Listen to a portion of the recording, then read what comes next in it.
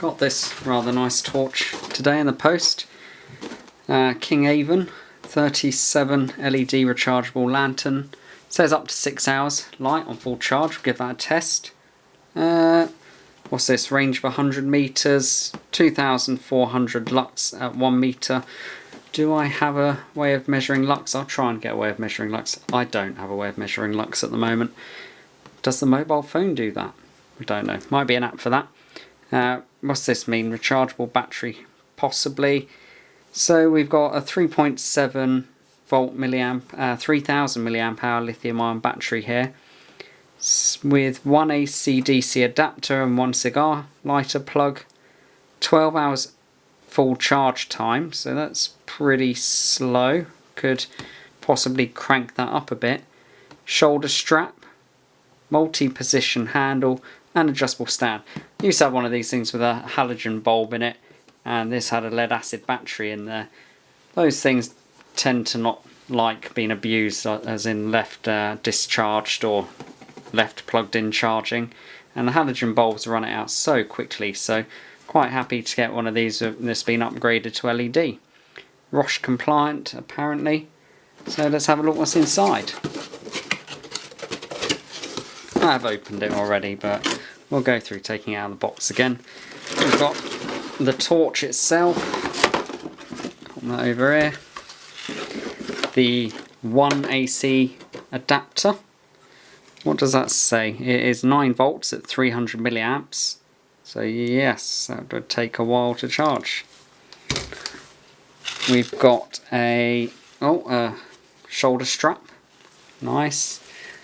It's a bit frayed, but oh, look at that! I just gave that a little tug, and it just became unstitched. Great. What about this end? Is that any better? Yeah, that end's a bit better. But I'm hardly going to send it back over that. I'll just get the needle and thread out and do that even better. 12 volt socket. Wonder if that is fused. No. Oh, maybe. There's something in there. Don't tell me it's going to just be a resistor, isn't it, in there?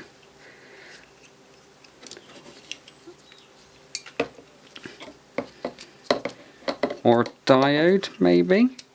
Oh, it is a fuse. It's a fuse, that's alright then. And look, I've pulled the wire off, but we'll solder that back on. What size fuse?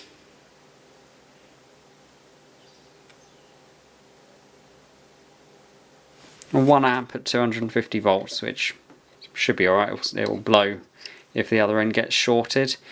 That's unsoldered, but it should be fairly easy to solder that back together.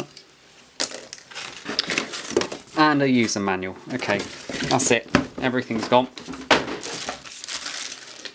Let's bring the torch in here.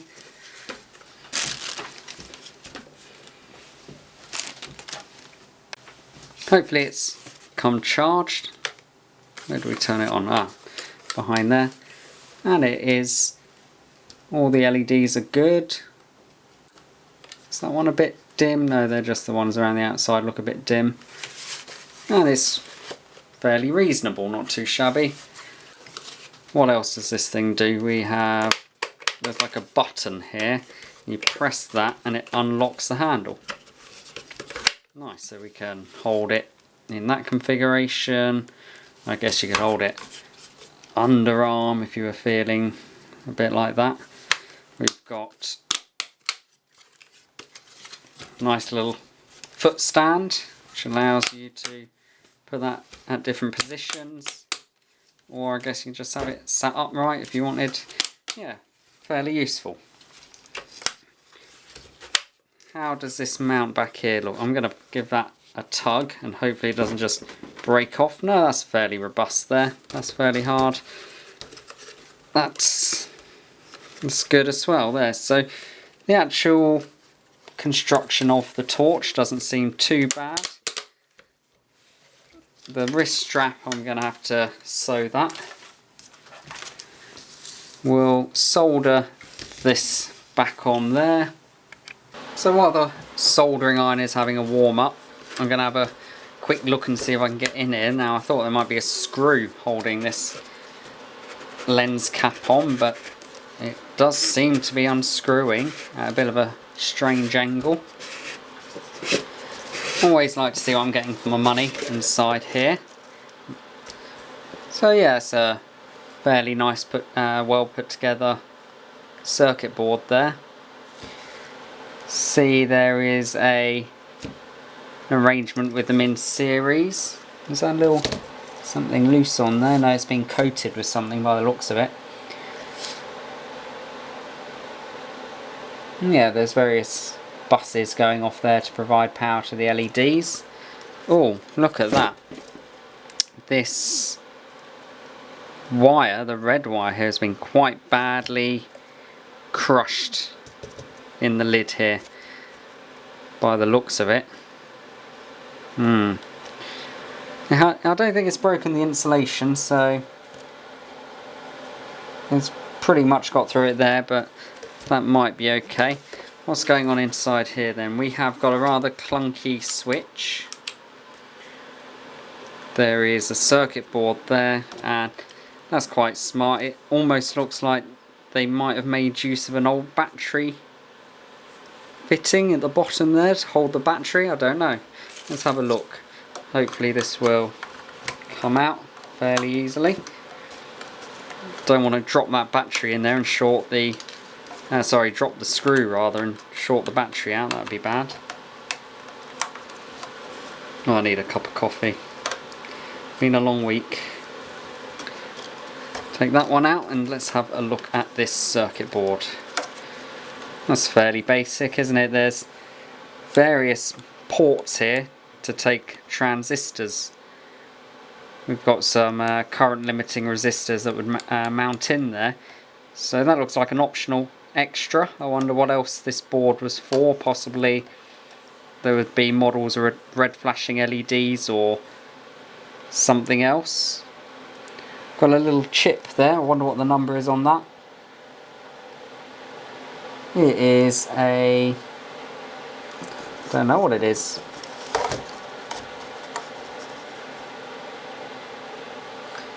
A 34063 API NCCKXIS. No, it's an NS. Don't know what that is. 1312. So that's when it would have been made or put together. Curious. I'll have to look that one up. Good as new.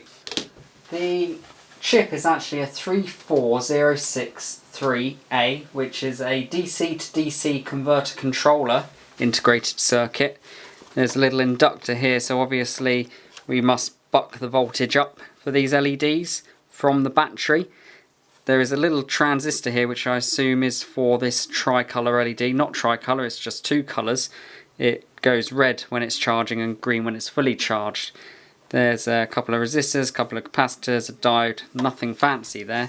Nothing that is going to protect a lithium battery. So I'm hoping a little bit deeper in here there is some more circuitry that acts as a charge controller and a short circuit protection and all the other safety that you have to have with a lithium battery. Didn't want to drop the screw in there, but it hasn't gone anywhere. There we go. So there's 4 screws. Wouldn't recommend doing this yourself, because if you damage this, obviously voids any kind of warranty you've got with the manufacturer. I'm pretty confident that whatever I do to this, short of the thing catching on fire, that I'd be able to pull it back to functioning condition. Should really have a slightly larger screwdriver for this. Another one.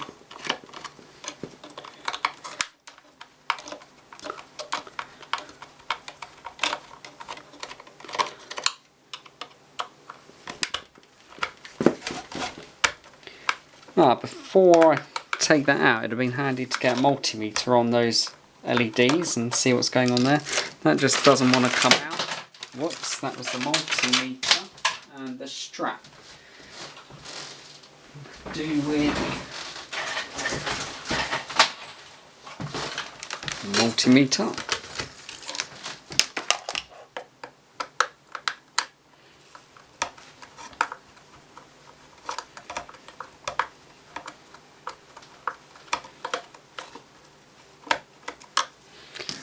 Okay, before I extract the screws, I will actually take some voltage readings, just out of curiosity. So the voltage going to the LEDs is going to be about 2 and 3 volts. Yeah, 3.2 volts. So that's 3.2 volts. How many volts have I got coming from the battery?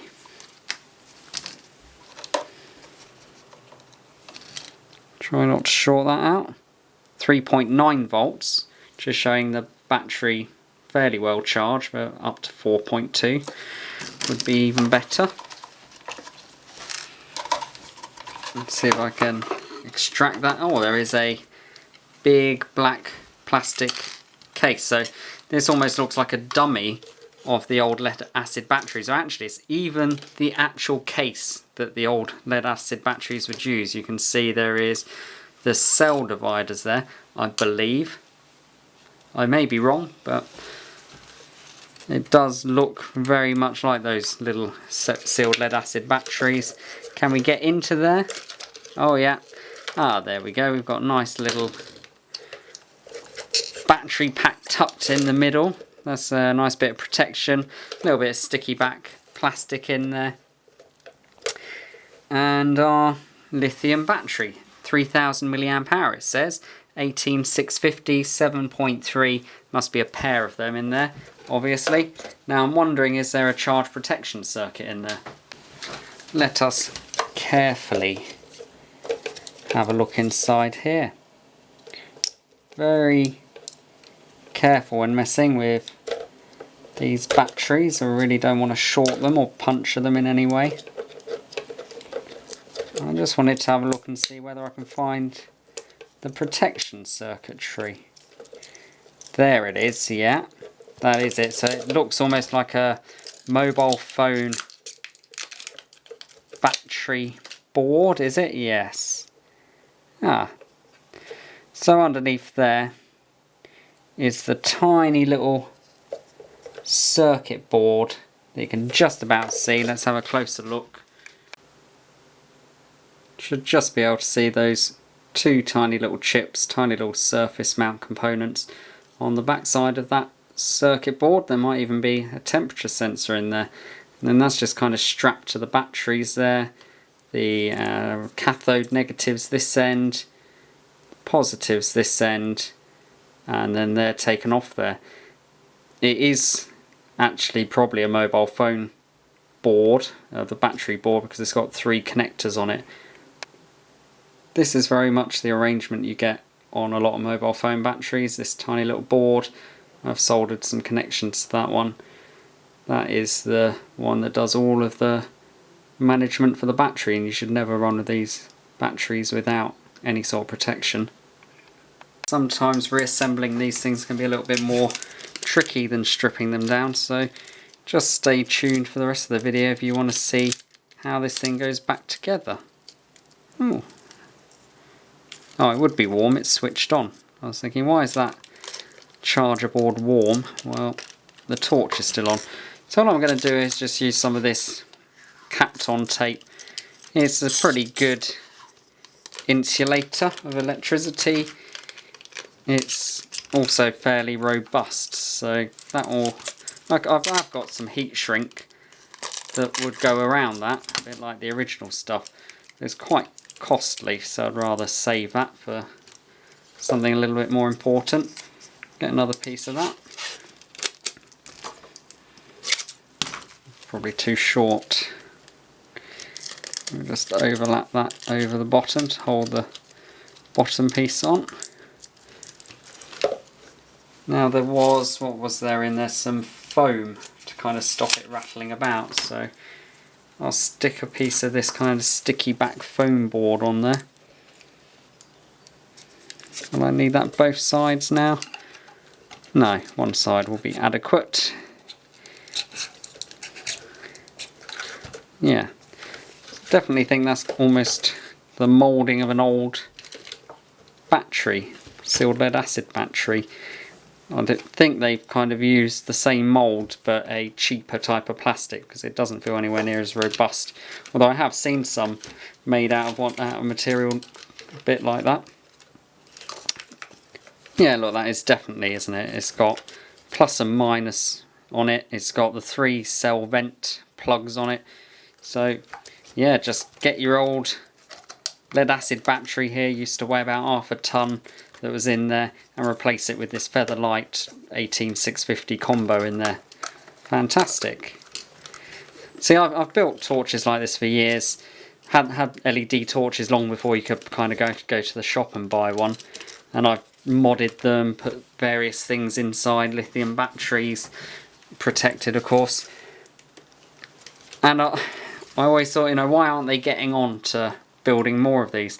And then companies have finally got to the point where they're like, well, so desperate to use the mould, let's actually just get the empty plastic lead acid battery container and put some lithiums inside it.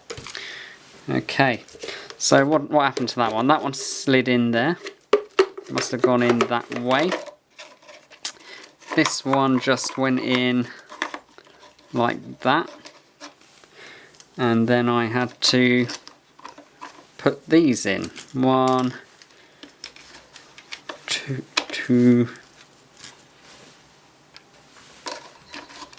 3,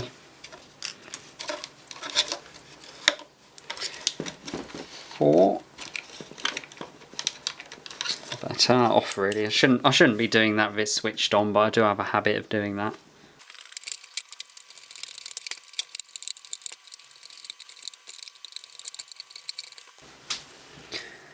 The actual board itself here has a little LED that indicates how the charging's going.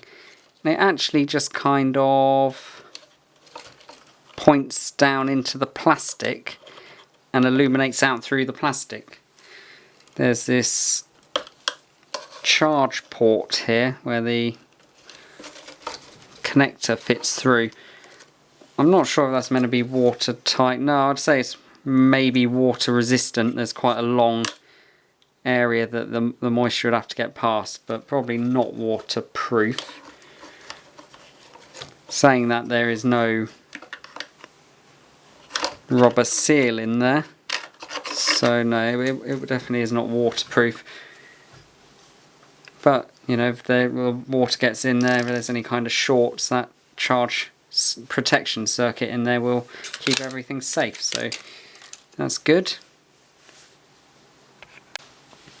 Been having a little look at this charge circuit. It's a little bit difficult to follow it back. Oh, another wire just snapped off it there. That one came off from here. It's just kind of sat there floating on its own, not very well attached. Obviously not designed to have me pulling and tugging and wiggling it around. Quite difficult to follow back because a lot of these holes are all filled with solder and there's no components in there. I figured out the power in from the charger is coming off to this transistor, which drives this light to show that it's charging. It goes through the diode and then it just kind of goes into the battery. I don't think there's any form of current limiting here, so the current is limited by the charger, which is charging at, what is it charging at? It is charging at 9 volts, 300 milliamps, or you can use this 12 volt charger. So that little buck converter there, I don't believe it's stepping up the voltage. It must be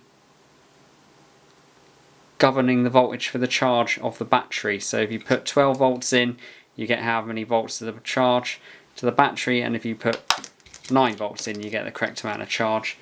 Should actually have a test on that. Let me solder that back up and then I'll have a quick test. I guess with the battery disconnected is a okay time to do some of these tests. So get the multimeter Set to voltage. I have got the battery here. Can we see that? Not really. That's better.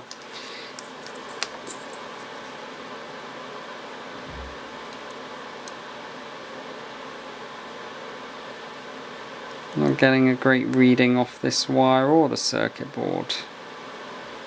There we go. So yeah, we're getting the 3.5 volts that we knew we had there. We're getting 17.8 volts off this wall charger unloaded, but that's expected, normally a bit higher. Let's plug it into the board and see what happens. Nothing now because we're not charging. If I touch the battery to its power.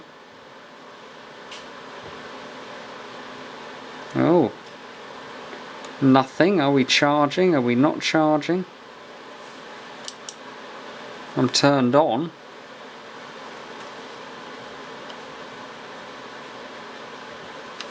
Okay. Well, I've gone and damaged it. So just some advice if you're planning to do this. Don't.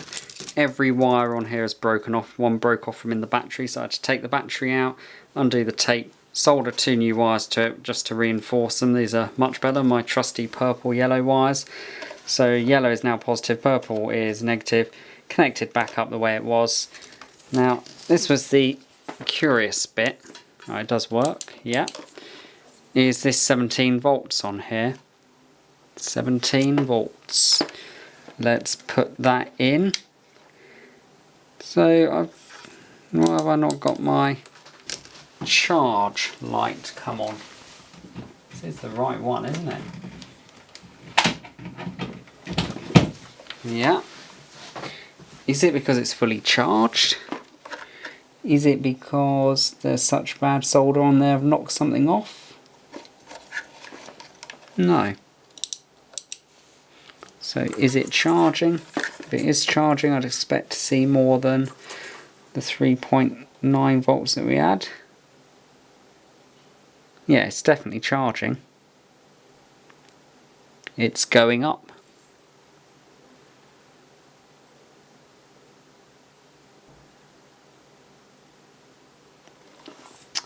So that DC to DC must be some form of regulation there. That's at 8.8 on the input. So that's what loading that power supply does, drops it by nearly 10 volts. Where is that coming from? Well, that's going out to the LEDs now, 4 volts. What happens if I turn that on? Now I'm a bit puzzled as to what's happened to my red LED over here, because I did briefly plug this in. It did light up red when it was charging last time. Yeah, and I should have 2.8 volts over that and nothing over that, so I should have my red LED alight.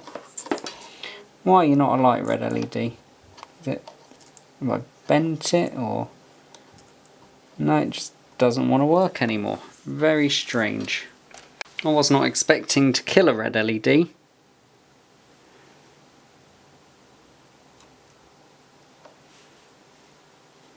To go on that way. Yeah, so that little LED should be a light now, but it's not. Didn't do anything that killed it. It could have been just the fact of when I pulled it out, I straightened it up and I must have broke the internal connection or something like that. Tell you what, that power resistor there is getting hot. Be nice if I had a thermal imager. I don't, however. I do have a temperature gun somewhere, but I don't know where that is now either.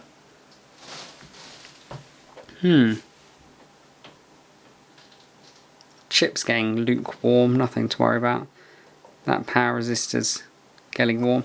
This one's actually on the ground back from the LEDs.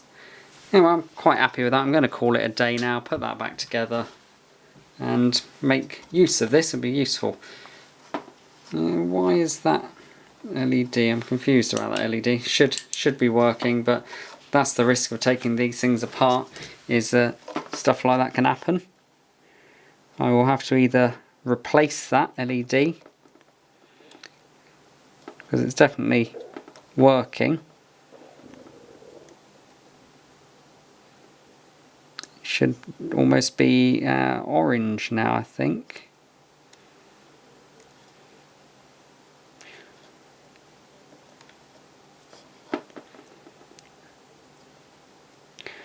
Kind of fumbling around here, I should be a bit more scientific about it. I think that maybe, yeah, that third, the pin in the middle is ground and the outer is positive.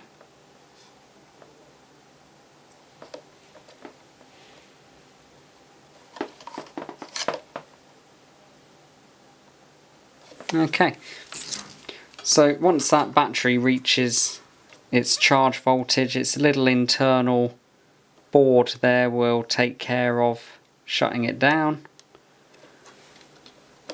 Doesn't look like it charges while it's powered on. Yeah, that's right.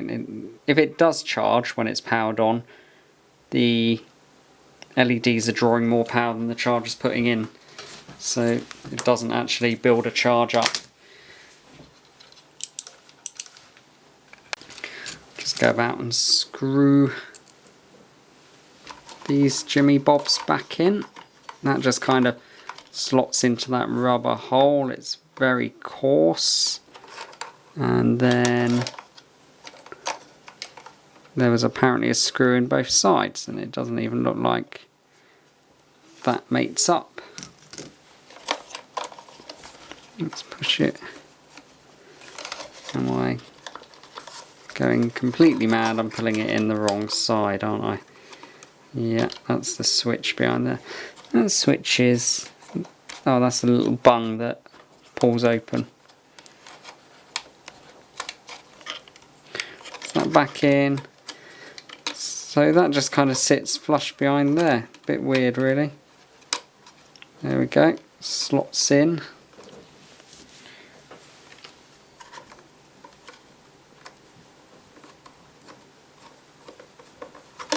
That one. It's that one.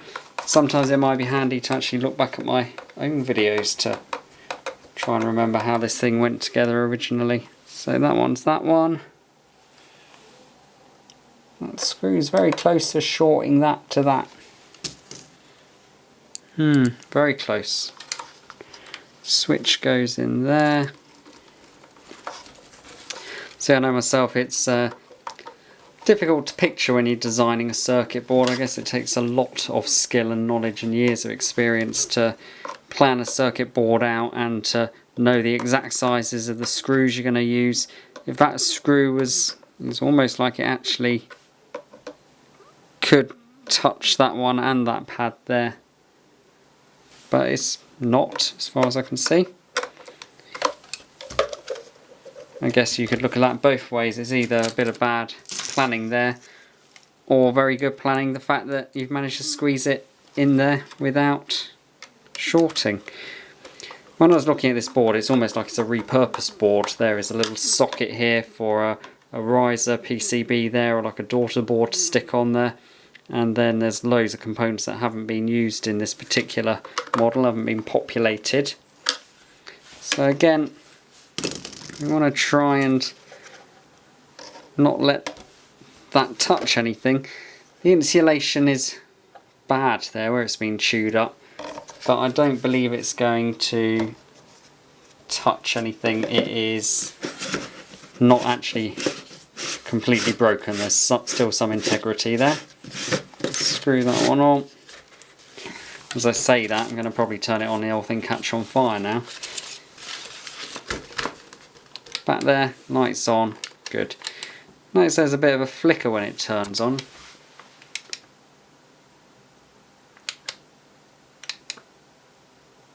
Don't know what that's about. Pretty sure that little buck converter in there only works to regulate the voltage coming in to the battery.